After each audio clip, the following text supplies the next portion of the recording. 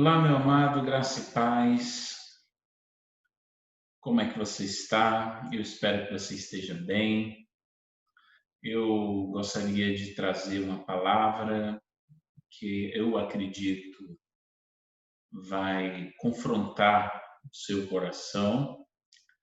E eu gostaria de ler um texto que está lá em Provérbios capítulo 6. Vamos dar uma olhadinha aqui. Provérbios.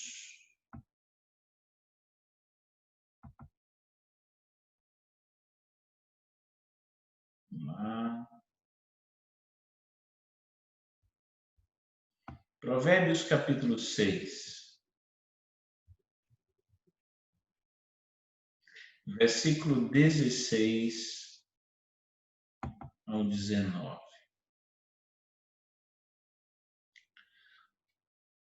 Diz assim: estas 6 coisas o Senhor odeia, e a sétima a sua alma abomina: olhos altivos, língua mentirosa, mãos que derramam sangue inocente, o coração que maquina pensamentos perversos, pés que se apressam a correr para o mal, a testemunha falsa que profere mentiras e o que semeia contendas entre irmãos.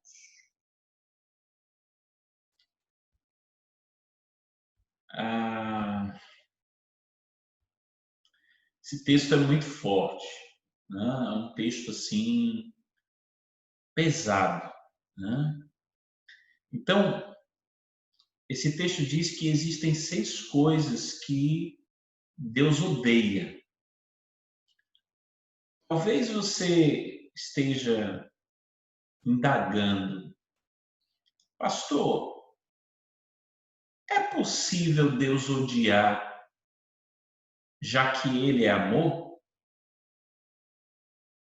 Como que um Deus que é amor, ele pode odiar?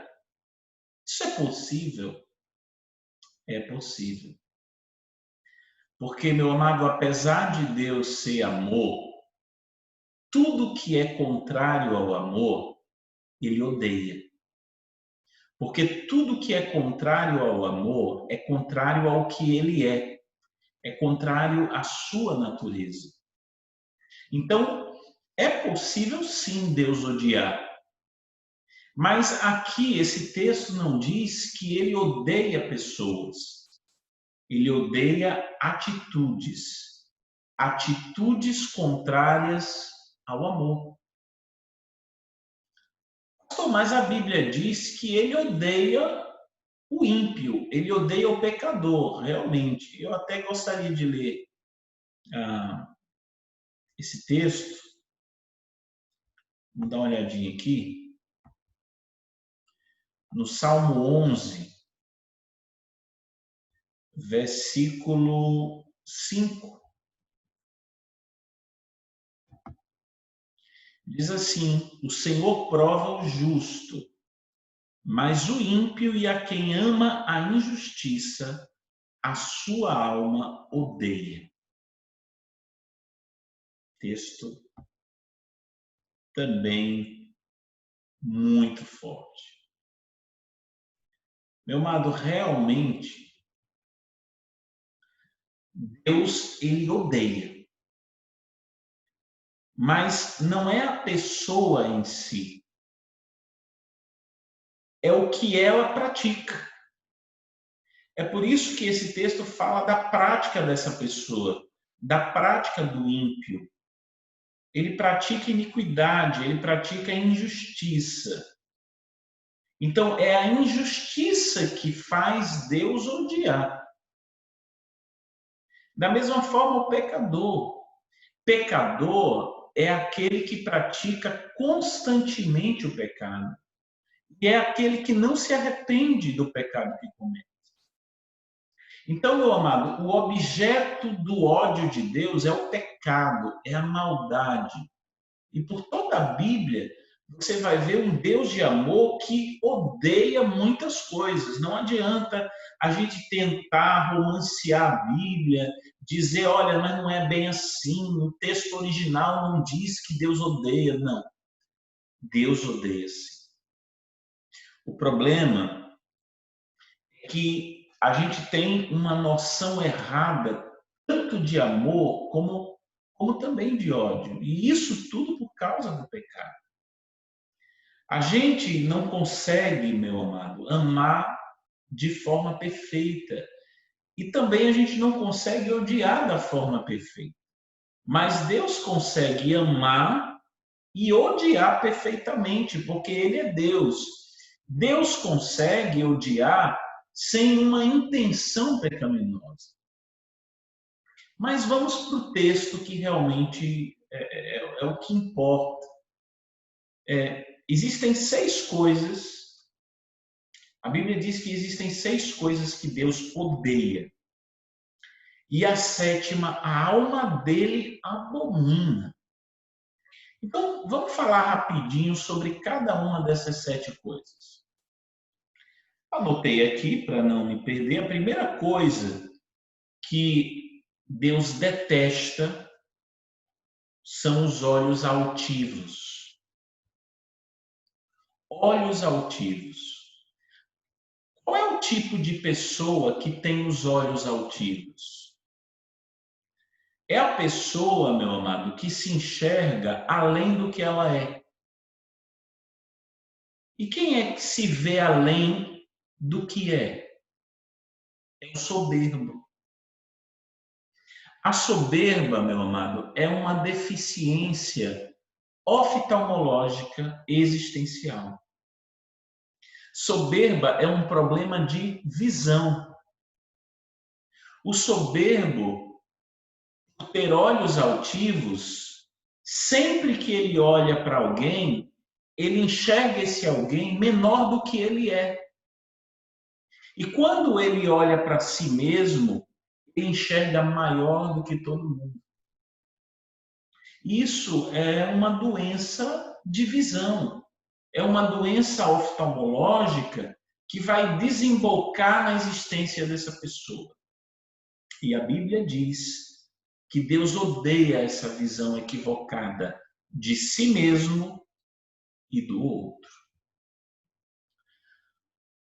Uma outra coisa que Deus odeia é a língua mentirosa. Língua mentirosa. Quando você mente, você se aproxima do criador da mentira, que é o diabo, e se afasta da verdade, que é Jesus.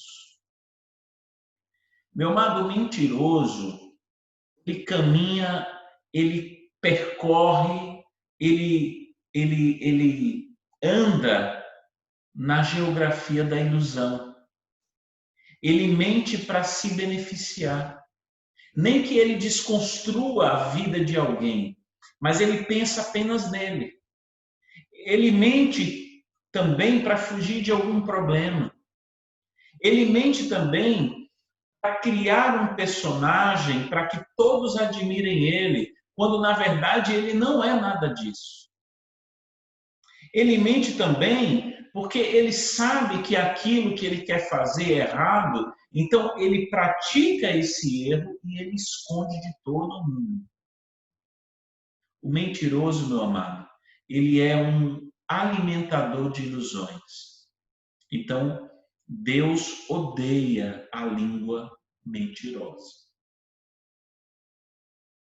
Vai olhando a sua vida, analisando se você tem olhos altivos ou se você tem língua mentirosa.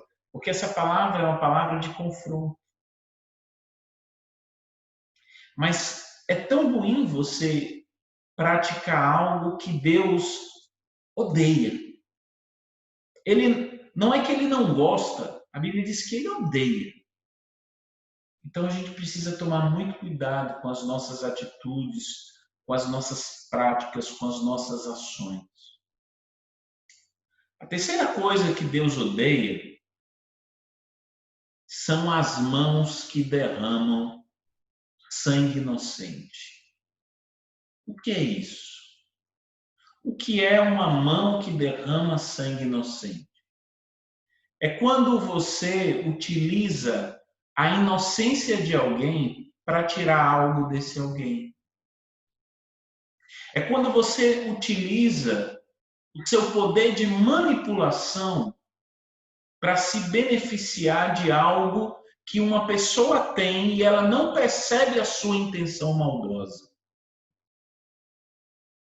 Meu amado, imagine alguém que não é tão esperto como você e você usa essa sua esperteza para ficar por cima. Isso também é uma forma de você derramar sangue inocente. Você pode derramar o sangue inocente de várias formas. Por exemplo, até no âmbito profissional, você sendo um bom vendedor. Você pode oferecer um produto que não vale nada, mas a pessoa está confiando tanto no seu argumento que ela compra aquilo que você está vendendo. Ou talvez você está vendendo algo que não vale aquilo ali. Você está vendendo a um preço maior para obter uma vantagem maior e aquela pessoa está sendo levada a comprar por conta da sua esperteza. Derramar o sangue inocente também se configura numa amizade, onde a sua companhia, a sua influência mata a inocência dessa pessoa. Por exemplo, essa pessoa nunca foi de fofoca, mas quando passou a andar com você, se tornou igual a você, uma fofoqueira. Então você tirou a inocência dessa pessoa. Isso também é derramar o sangue de um inocente. Derramar o sangue de um inocente também se configura num casamento, através da traição, ou até numa amizade ou numa relação familiar entre filho e pai, mãe e filho. Porque traição não existe só em casamento. O traidor é o esperto e o traído é o inocente. Judas derramou sangue inocente. Lá em Mateus capítulo 27, eu vou ler aqui rapidinho. Mateus 27.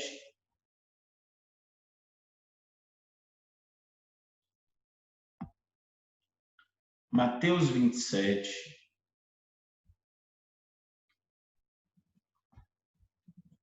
Versículo 4 e 5. Olha o que diz aqui. E disse: pequei, pois traí sangue inocente. A traição, você veja que a traição ligada a um sangue inocente. E eles retrucaram: o que nos importa? A responsabilidade é sua. Então Judas jogou o dinheiro dentro do templo, saindo foi e enforcou-se. Então Deus odeia as mãos que derramam sangue inocente.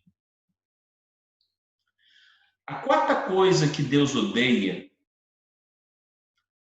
é o coração que maquina pensamentos perversos. Meu amado, a pessoa que maquina pensamentos perversos é uma pessoa que sabe planejar. Ele maquina, ele tem a capacidade de estabelecer estratégias. Ele sabe montar ideias. É um dom que a pessoa tem. Só que essa pessoa usa essa capacidade de criar estratégias para o mal. Então, ele desperdiça todo o conhecimento que tem, todo o dom que tem em projetos destrutivos. Pensamentos carnais que não se restringem ao pensamento, mas a pessoa maquina, a pessoa planeja, a pessoa fica matutando na mente ali pensamentos que levam aos vícios, mas não são meros pensamentos, são pensamentos bem planejados, pensamentos bem arquitetados, pensamentos alimentados, tudo isso para o mal. Sabe por que Paulo enfatiza na mudança de pensamento, na mudança de mentalidade? É porque, meu amado, a sua mente determina quem você é. A sua mente determina o seu comportamento. A sua mente determina o seu olhar, determina as suas interpretações sobre qualquer coisa. São os seus pensamentos. Como assim, pastor? Meu amado, é a sua mente que determina como você enxerga o pecado, como você enxerga Deus, como você enxerga a sua família. São os seus pensamentos que determinam como você enxerga a, a inveja, como você enxerga a mentira, como você enxerga o casamento, como você enxerga o ser humano. São seus pensamentos que determinam como você enxerga o problema que você está vivendo hoje, como você enxerga o agir de Deus nesse momento na sua vida. É por isso que o diabo tem sede da sua mente, porque ele entende que tudo decorre do seu pensamento. Quando você muda a sua mente, você muda quem você é. Então, se eu sou o que eu penso, aquilo que eu guardo por muito tempo na minha mente, aquilo que eu maquino na minha mente, vai mudar quem eu sou. Então, o problema aqui já não é só de um simples pensamento. O problema aqui é de identidade. É por isso que Deus odeia o coração que maquina pensamentos perversos, porque o pensamento ele tem o poder de mudar quem você é, ele tem o poder de mudar a sua identidade. Porque, por exemplo, se eu tenho uma mente pessimista, eu não tenho só pessimismo, mas eu me tornei uma pessoa pessimista. Quando eu me torno uma pessoa murmuradora, ou seja, quando eu tenho uma identidade de uma pessoa murmuradora, todas as minhas decisões sempre vão ser apreciadas pelas minhas murmurações. Então, toda vez que eu tiver que decidir algo na minha vida, a primeira coisa que vai se manifestar no meio da dificuldade é a murmuração. Meu amado, o diabo existe e ele tem um alvo, a sua mente. Só que você não tem que ficar focando apenas no diabo. Você não tem que ter medo de macumba, você não tem que ter medo de feitiço, você não tem que ter medo de maldição hereditária, você não tem que ter medo de entrar no cemitério. Eu sempre digo, enquanto muita gente está nas correntes de oração, nas campanhas, tentando quebrar a macumba que fizeram contra ela, muitas vezes a macumba é o pensamento dessa pessoa.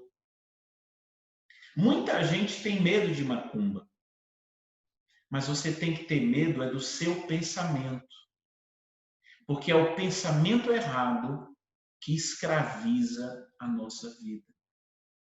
Às vezes, meu amado, o feitiço que trabalha contra você é o seu próprio processo mental. Muitas vezes a macumba está dentro da nossa cabeça. Quando você pensa com pessimismo, seu pensamento se torna uma esquina de despacho. O mal, ele não se processa na encruzilhada de um cemitério apenas. O mal não vem do abismo. O mal não vem somente do inferno. O mal é produzido pela doença do meu processo mental, pelo despacho macumbado dos pensamentos errados que eu fico projetando na minha vida o tempo todo. Isso sim é um despacho de macumba.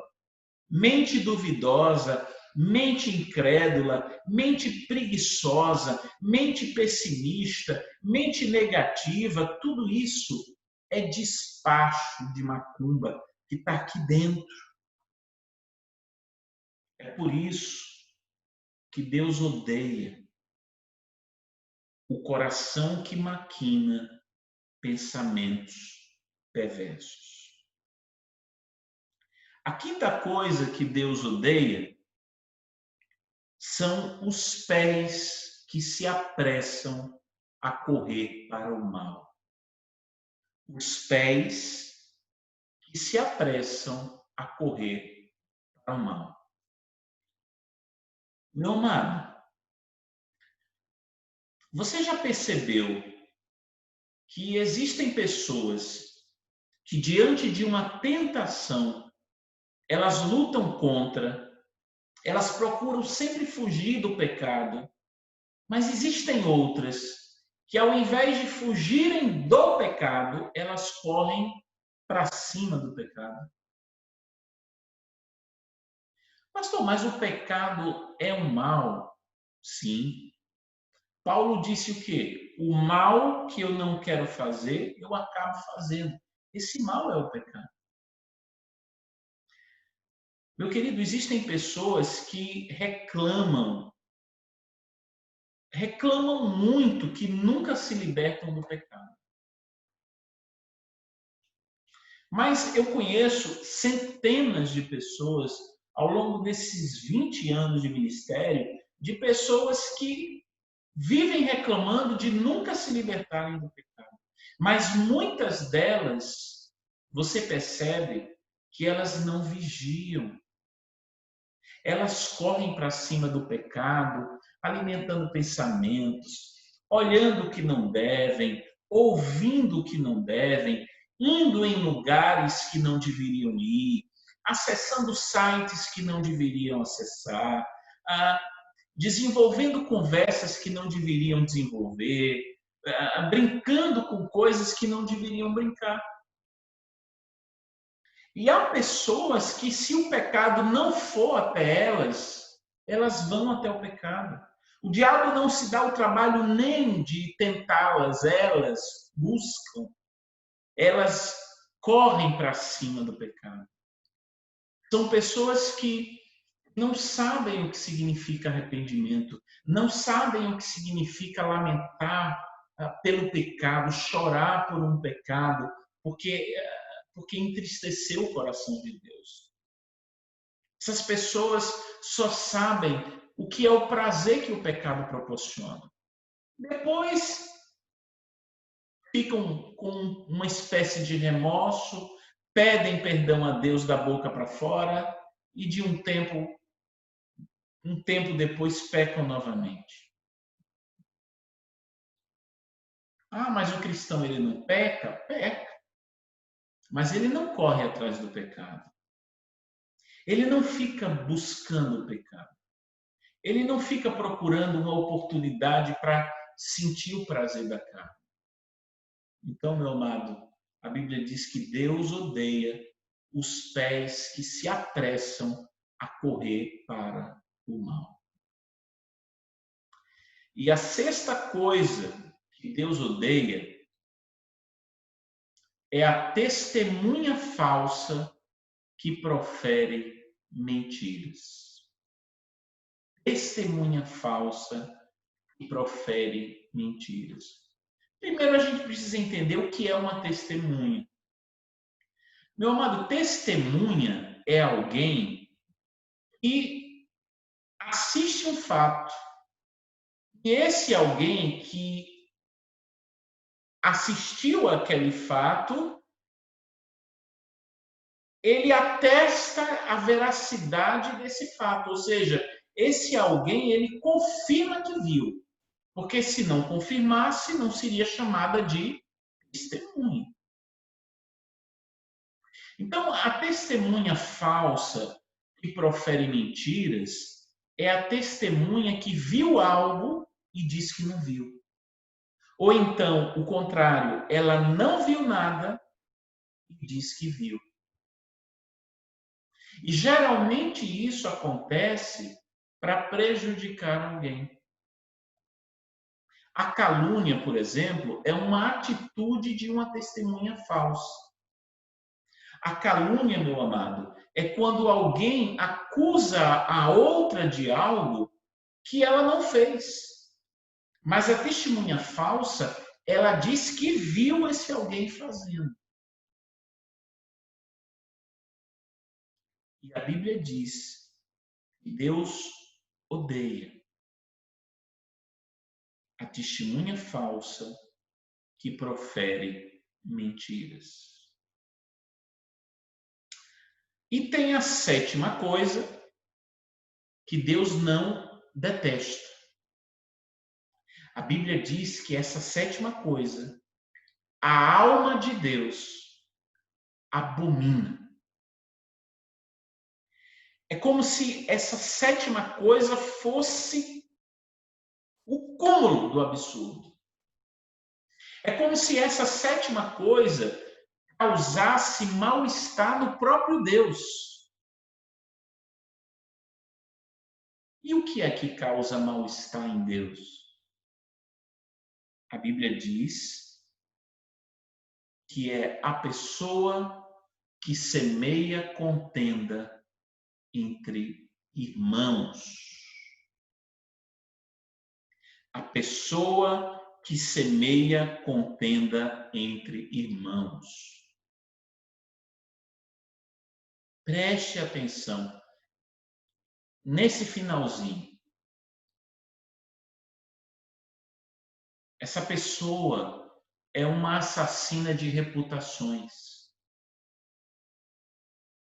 Ela olha para uma pessoa da qual não gosta e a qual ela inveja, e quando ela vai falar dessa pessoa para outra, ela assassina a reputação dessa pessoa.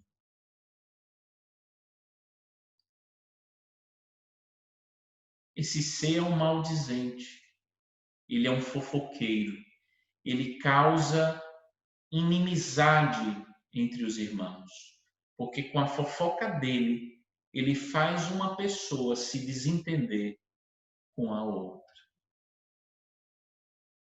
Mas eu queria que você focasse no que eu vou dizer agora. Por que Deus ele abomina tanto quem semeia contendas? Por que esse pecado ele se destaca dos outros? Por que esse pecado ele é tão prejudicial a ponto de causar uma espécie de enjoo, causar náuseas em Deus? Preste bastante atenção. Eu vou falar uma coisa que talvez você nunca ouviu. Eu vou falar uma coisa que talvez você nunca se atentou. A Bíblia ela possui 66 livros. Muitas pessoas dividem a Bíblia em várias partes. Agora preste atenção no que eu vou lhe dizer. A Bíblia, meu amado, ela é dividida apenas em 3 partes. Toda a Bíblia é dividida apenas em 3 partes. Gênesis 1 e 2, que fala da criação. Gênesis 3, que fala da queda do pecado. E Gênesis 4 até Apocalipse 22, a Bíblia fala de um Deus que procura se reconciliar com a criação que se corrompeu com o pecado. Voltando, A Bíblia é dividida em quantas partes? 3 partes. Primeira parte é Gênesis 1 e 2, que fala da criação. A segunda parte da Bíblia é Gênesis 3, que fala do pecado, da queda. De Gênesis capítulo 4 até Apocalipse 22, a Bíblia fala de um Deus que busca se reconciliar com a criação que se corrompeu com o pecado. Então, nunca esqueça disso. A Bíblia é dividida em 3 partes: criação, queda e busca da reconciliação. E a maior parte da Bíblia, o maior conteúdo da Bíblia é essa última, reconciliação. Desde o capítulo 4 de Gênesis até o capítulo 22 de Apocalipse, você vê Deus buscando promover a reconciliação com a sua criação. Então, Deus passa a maior parte do seu tempo, a maior parte do tempo da Bíblia, tendo esse trabalho, o da reconciliação. Pastor, onde é que você quer chegar? Já vou chegar. E como é que Deus promove essa reconciliação? É através do Espírito Santo. Meu amado, o Espírito Santo nos foi enviado com a missão de promover a comunhão. É por isso que na bênção apostólica diz que o amor de Deus Pai, a graça de nosso Senhor Jesus, a comunhão e a consolação do Espírito Santo. Então, uma das missões mais importantes do Espírito Santo, além de convencer o homem do pecado, é promover a comunhão. Então, o papel do Espírito Santo é convencer o homem do pecado, levando esse homem a Jesus, e através de Jesus o homem é reconciliado com Deus. Mas também o papel do Espírito Santo é gerar a comunhão entre as pessoas. É por isso que existe a igreja. E quando eu falo de igreja, não é essa igreja da televisão. É a igreja o organismo vivo. Nós somos a igreja. A igreja existe por isso. Porque a Bíblia diz que Deus entregou a você e a mim o ministério da reconciliação.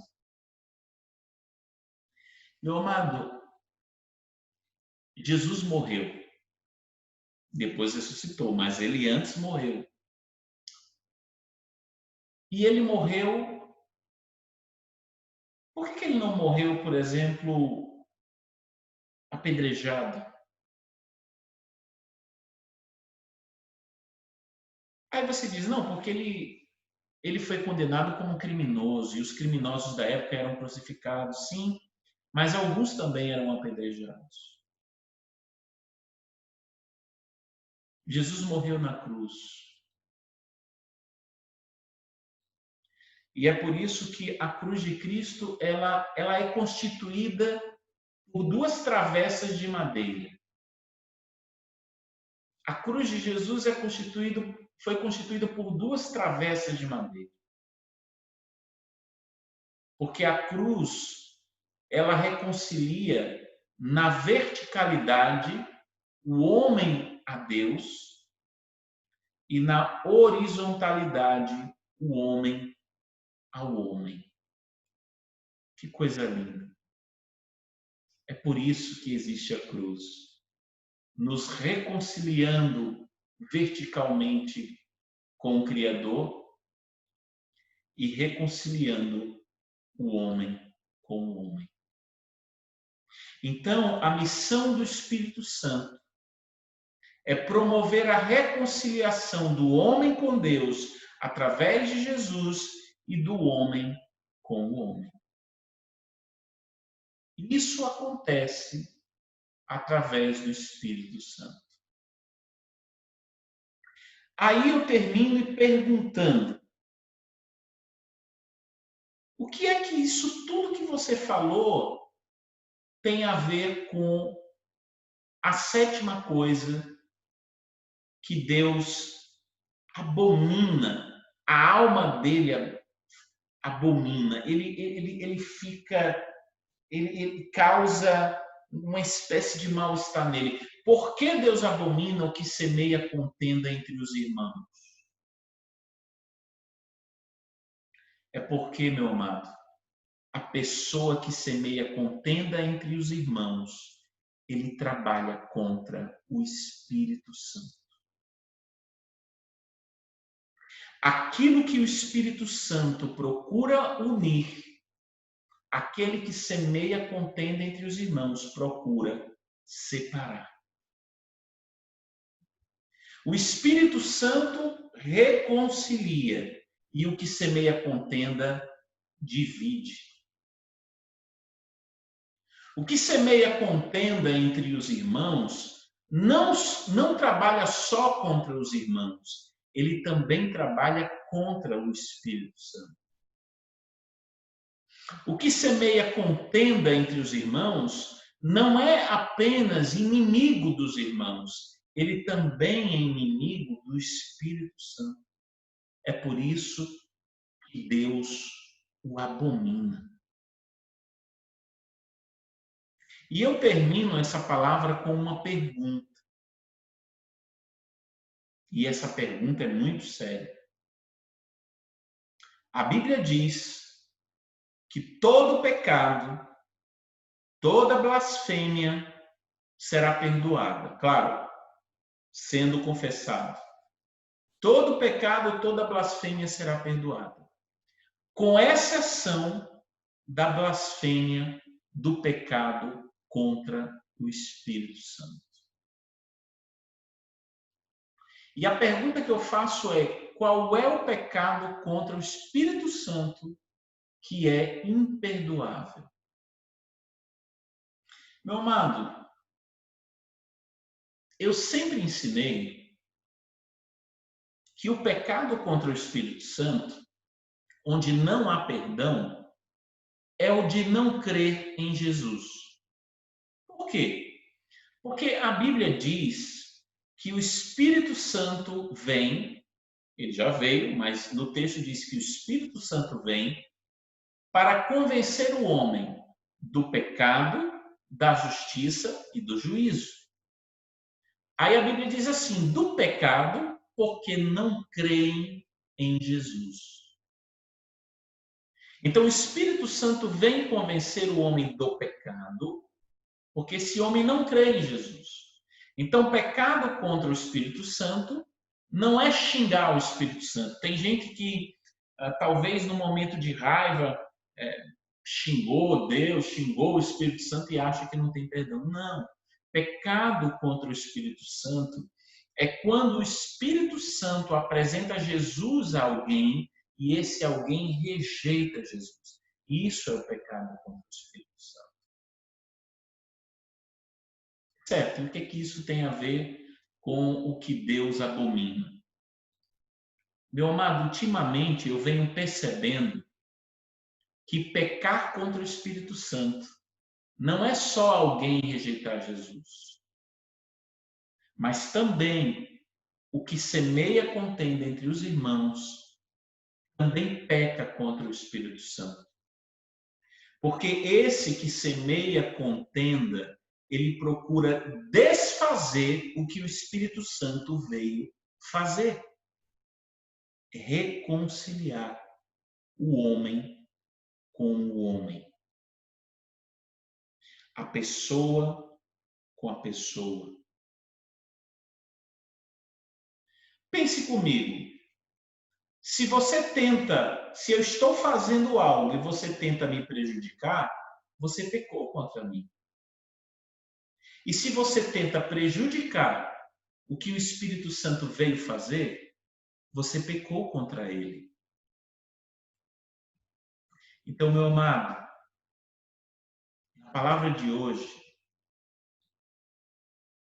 Eu peço que você pense 2 vezes, 3 vezes, 10 vezes, 100 vezes antes de plantar discórdia entre pessoas, porque você pode ter um final sem condições de recuperação, um final sem perdão. Que essa palavra fique cravada no seu coração e você pense milhares de vezes antes de trabalhar contra o Espírito Santo. Que Deus te abençoe.